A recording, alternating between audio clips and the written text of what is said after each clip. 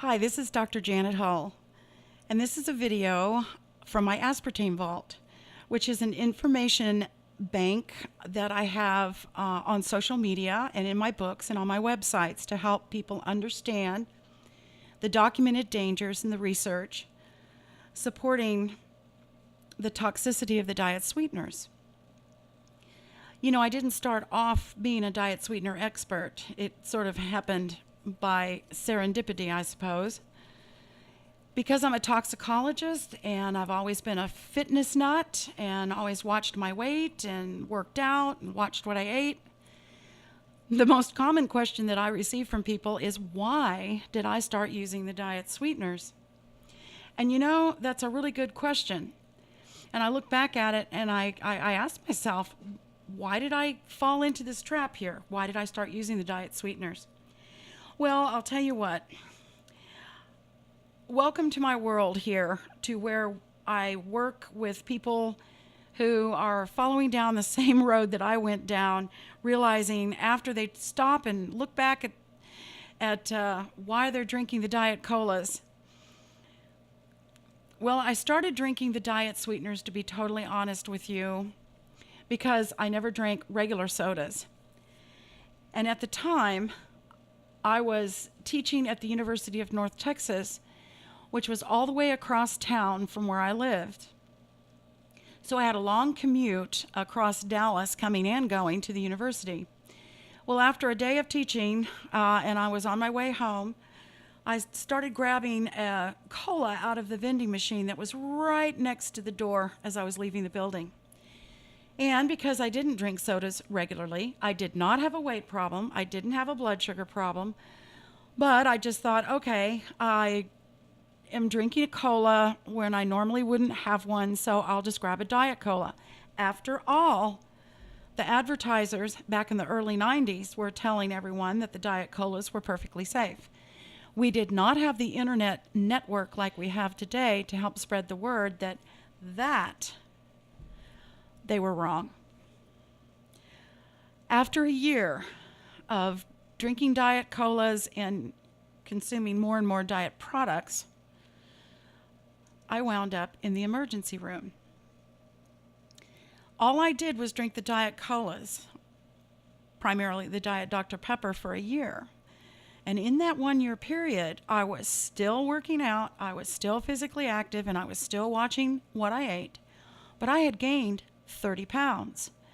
The more weight I gained, the more diet products I began to use, and the more I began to work out. And as I began to work out, I was putting more and more pressure on my body, and my blood pressure and my cholesterol skyrocketed. Now, this was a real puzzle to me because I was eating very well. And yes, blood pressure is in my genetic history, so it's my weak link, and the toxins in the aspartame went straight for my weakest link. But it also didn't make any sense to me because I was trying to stay physically fit along the same routine that I had always maintained before I started drinking the Diet Dr. Pepper. Well, my skin began to dry out and it became real itchy. I broke out in adult acne. And one of the scariest things that happened is my contact lenses wouldn't stay on my eyeballs. They kept popping off and my vision worsened. And I developed holes in both of my retinas. And for a woman, I will tell you, it was not pleasant when my hair began to fall out. I was 36 years old and my hair was falling out in clumps. And I'll tell you, my moods worsened. I had mood swings, I was grumpy, I was short-wicked. I had 3 little kids, and if they just spilled their milk at the dinner table, I would jump all over them.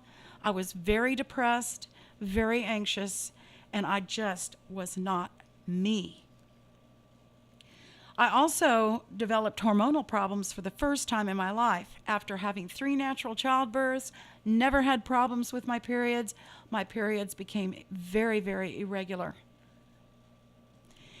And many of you may be able to relate. The more weight I gained, the more diet products I began to use. Diet yogurts, gums, diet ice creams, diet granola bars, everything became sugar-free. Yep, I was a consumer that fell into the trap. And I had absolutely no clue that I was a victim of the diet sweetener marketing fad. And I'll tell you something, I would never have figured this out if I hadn't gotten sick from aspartame poisoning. This was my wake-up call. And as a toxicologist, yes, I should have known better before using the product, but I certainly figured it out after I got sick. So I want you to ask yourself, why are you using the diet sweeteners? And if you're not using the diet sweeteners, why are your friends using it, your neighbors, your coworkers, students that you teach, friends and family? If you'd like to learn more about the dangers of the diet sweeteners, I highly recommend reading my book, Sweet Poison. You can get it at the library, you can get it off Amazon, you can get it at used bookstores. And I ask you to visit my website, janethull.com.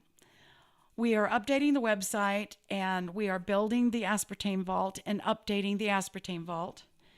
But I tell you, I do educational videos, motivational videos. I try to do everything that I can to help people understand that this is real and that there are solutions.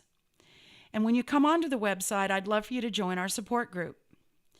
One of the most important things that you can learn is that you are not alone. Wishing you the best of health.